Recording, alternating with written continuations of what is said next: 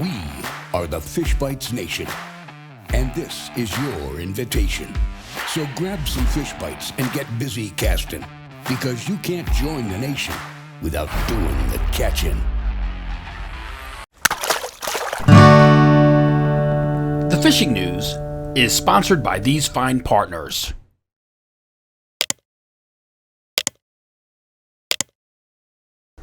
So I offered prayers last week to our family and friends along the Gulf Coast of Florida as Hurricane Ian hit the coast there as a Category 4 storm. The devastation from the looks of things, just absolutely unbelievable.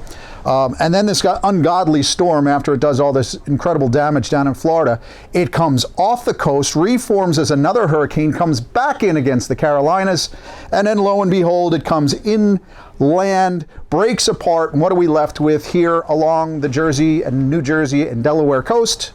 A nice little nor'easter for the last week. So it's hard to really give you a good sense of the fishing action in the past week. Most of the folks have really gone out back along the sod, along the canals, looking for tog and whatnot. But I'm telling you, that is about to change. I'm Jim Hutchinson with the New Jersey Delaware Bay edition of the Fisherman magazine. It's Thursday, October 6th, and hopefully the rain has stopped, the winds subside for the most part, at least the onshore winds at this point.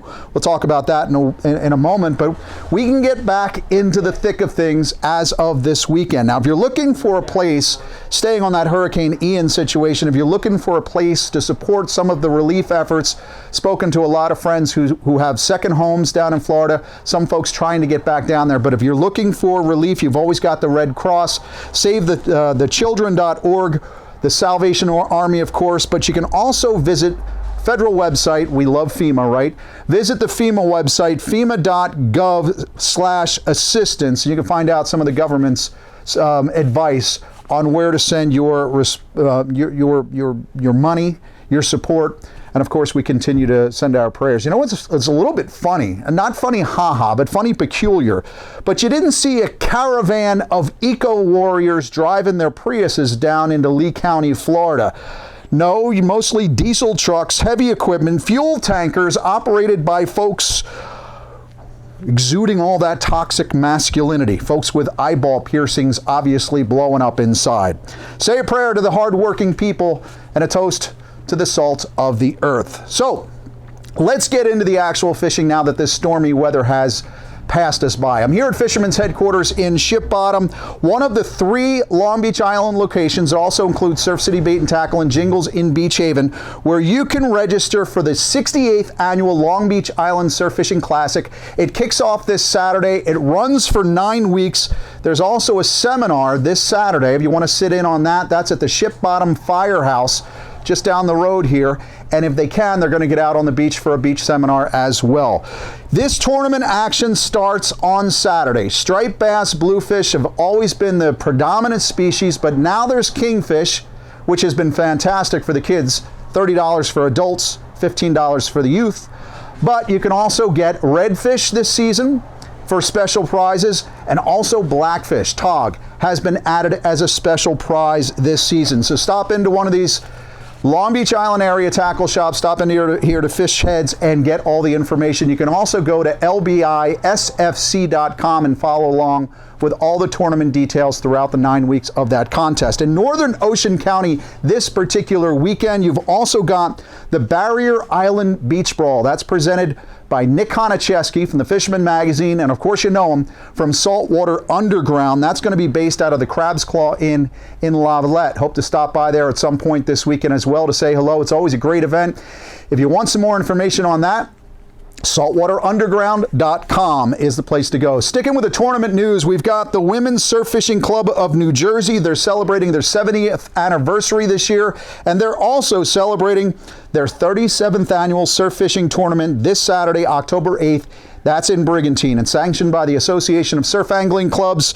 This tournament is open to women, men, youths, teams, and individuals. If you'd like some more information on that Brigantine Surf Classic, contact Reggie Vasta, 215-901-2474. In other surf tournament news, The American Angler Surf Tournament that was supposed to take place this past weekend in Seaside, that was canceled among some of the other tournaments due to the hurricane. That was rescheduled and it's being relocated here on Long Beach Island on October 16th.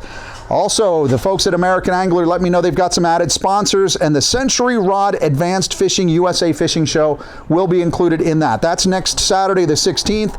It's an individual type of tournament with family and friends. Go to AmericanAnglerUS.com to get all the specifics. So with no reasonable reports really coming in from the inshore or offshore grounds in the past 7 days, I have to think that the surf casting options after the storm heading into this weekend ahead are probably going to be your best bet for folks looking to score. It'll be interesting to see if the stripers, if they kick into gear right after this storm.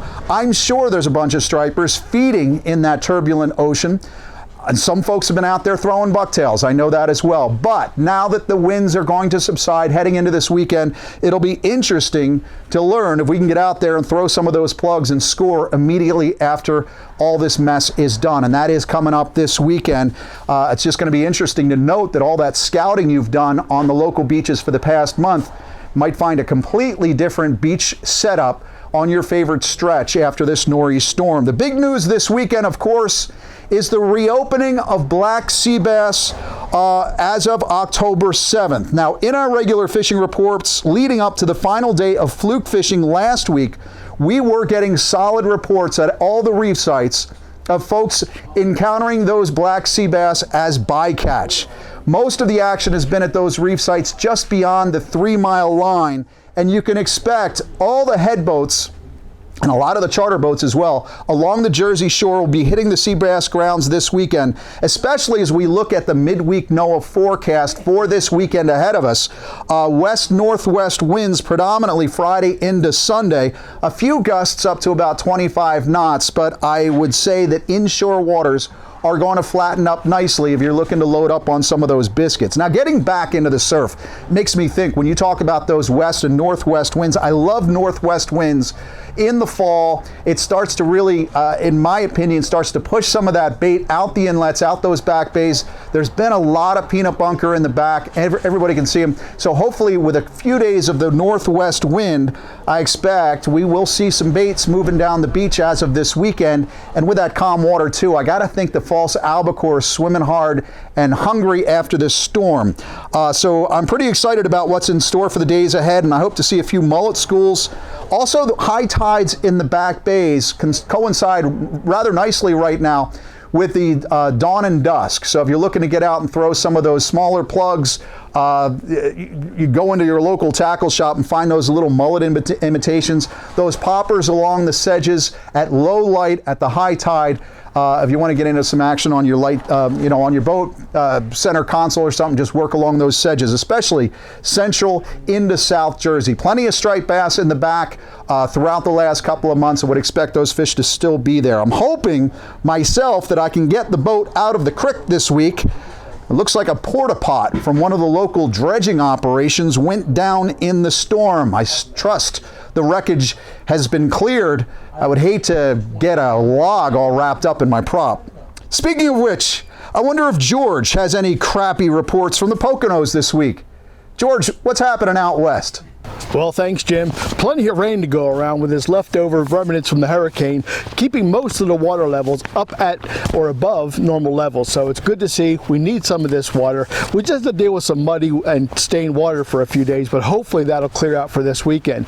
You know, there's a lot of good fishing right before those storms. You know, that front come through, and just before that is always good fishing. I had a couple of folks check in with some great fish. Rudy Talamentes checked in, and he said he was fishing lower Susquehanna, and he was out trolling a 6-inch bomber for some walleye, and bang, a 31-inch striper jumped on. He said it was a real surprise catch, but it was a real welcome surprise at that. So great work there, Rudy. Keep that up and keep sending those pics. Now, Dave Gebhardt checked in. He was out on the Blue Marsh Creek, and he was out there as well catching in some of these hybrid stripers, and he was out using one of my favorite techniques, that's his chicken livers, and he was getting about a dozen of them, he said, and it was real good fishing. He's going to try again this weekend. Hopefully the rain clears up for him and we get into some more stripers. Jen Wong checked in from New Jersey. He was out, same thing, right before the storm, and he was getting those largemouth bass on a suspending shad wrap. So lots of good fish in there. A couple of good techniques there. I mean, don't forget that the bass are still in that post summer pattern. Real good time to pick them up. The stripers are in high gear. Water temps are coming down. They were about 65 degrees at Beltsville. Great time if you want to catch those muskie and let them go, because the water temperature is not going to increase that mortality rate too much.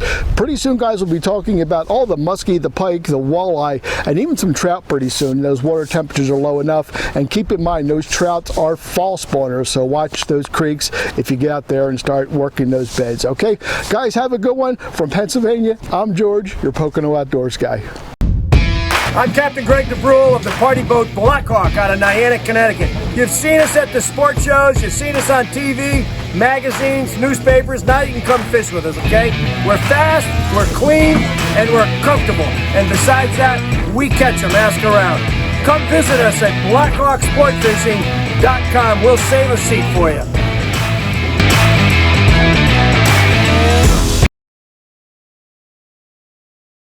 Our Pocono Outdoors guy mentioning the walleye fishery. We do have some really solid walleye action here, especially in Pennsylvania and New Jersey waters. In fact, our October edition of the Fisherman magazine, the beautiful orange cover from John Fallon. Look for it in your favorite tackle shops. But in that edition, we have a great article by Bruce Litton about targeting walleye here in New Jersey. His outstanding piece focuses predominantly on Lake Hopatcong, but there are other areas, and I think he mentions that in there as far as some of the tactics as well for some of the incredible walleye opportunities here in New Jersey. Of all the freshwater fish I think that you'll find, that you'll encounter anywhere, walleye is probably about the tastiest freshwater fish there are. Pan-fried, broiled, yes, even fried in fish tacos. Too soon? Not sure. I know. Obviously, you've seen the YouTube video of the walleye tournament from this past weekend out in Ohio. If you haven't, I'm going to embed it in the description box here on this YouTube video. Just, I would warn you, the language is rather salty. But the story is a cheating scandal. A couple of guys stuffing nearly 7.5 pounds of lead weight down in the bellies of a 5 walleye they caught. They got caught. Check out the video yourself. Cut the bellies open. It is incredible. Our lead image this week actually features the mystical, magical, surf casting enigma himself, Bob the Garbage Man. It's a joke. It was on Bob's Facebook page. I don't think Bob was actually there, although he says that he's very concerned about the misuse of lead. Regrettably, this of course is why so many tournaments throughout the region also offer, they do the polygraph test, the polygraph component. And even in the awarding of final top prizes, you see that in offshore tournaments, that's become big. We do it as well at the Fisherman magazine with our annual Dream Boat Fishing Challenge. I mean, after all, we're giving away a Steiger 23 Miami and a Yamaha outboard. People don't get caught. Fisherman magazine subscribers are honest, but somebody's going to have to sit down at that machine before they cruise off with their grand prize later on this fall. It's going to be after November, and I hope it is you. The Dream Boat Challenge competition has really heated up this week with new entries in the fluke and sea bass category. Let's get started with last week's bluefish of 16.48 pounds by Ken Stark of Deer Park, New York. That puts him in second place for bluefish. Robert Fisher of Lindenhurst, New York entered a 10-pound fluke that got him on the board as the 10th place fluke entry. But the entry that had an effect on the total points was from Fausto Puglisi of Manhasset, New York, with his 4.7-pound sea bass, which lands him in third place for sea bass, pushing Dean down a point and tying him with Sam Dibner for 15 points in the second place position. The tiebreaker goes to Sam Dibner, whose 12.98-pound fluke outweighed Dean's 8.7-pound weakfish. Here are the total points of the current standings. The Dream Boat Fishing Challenge is the Fisherman subscriber-only multi-species fishing competition with a chance to win a new Steigercraft 23 Miami powered by Yamaha, along with many other great prizes. Visit thefisherman.com to subscribe and get all the details so you can be part of the action. Hey everybody, it's Dave Anderson. I'm just going to give you a quick rundown on what's going on in the Coastal Kayak Clash this week. We had one fish hit the board, but it was an important one. A 24.5-inch blackfish entered by none other than tournament leader Justin Oser. That shook things up a little bit on the leaderboard. He's still leading, but now with 10 points. We got Bob Wagner in second place with 8 points, and Tom Hode holding down third place with 6 points. Hey guys, it's Gene from Black Hole Outfitters. Just want to let everybody know we're having our end of season clearance event. Every Old Town boat we've got hundreds of them are on sale. Get the best prices of the season on new, pre-paddled, and demo boats. Check out blackholeoutfitters.com. Give us a call at the shop. You're going to get the best price on an Old Town that you'll ever get all year long. Check us out.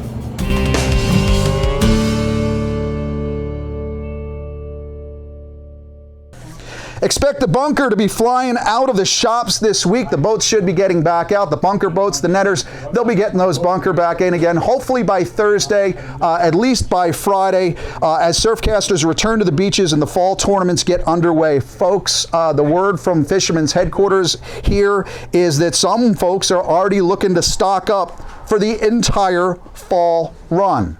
That looks like a full soak for the entire LBI Derby. Perhaps Bob himself is gearing up for the LBI Surf Fishing Classic. Fall stocking, trout stocking in the Garden State gets underway next week. 21,000 trout will be designated in 36 streams, lakes, and ponds. And I got to tell you, one of the best things about the fall stocking is as soon as they drop the fish, you're good to go. Usually in the spring, they make you wait a little while, so you follow that stocking truck, you're in good shape. To prep yourself for the kickoff of Black Sea Bass this weekend, pick up the October edition of the Fisherman magazine. Great article in there by Nick Honicheski on porgy and bass.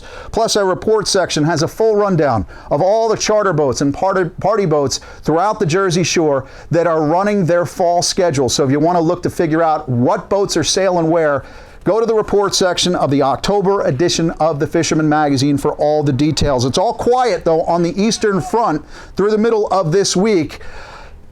It's not going to be quiet anymore, not as of this weekend. We're just about ready for things to explode. We're fixing to rip the lid off that 55-gallon drum of fall action. More to report next week, fish-wise, because the last week has been dismal. So next week, we'll have a full rundown on Black Sea Bass, the first few days of the LBI Surf Fishing Classic, hopefully some information from the Beach Brawl, and I do hope to find that striped bass are in the mix. Just remember, lead weights are for chunking and bottom bouncing, not for fish bellies. Good luck this tournament season. Catch them up, and we'll see you again next week right here at thefisherman.com.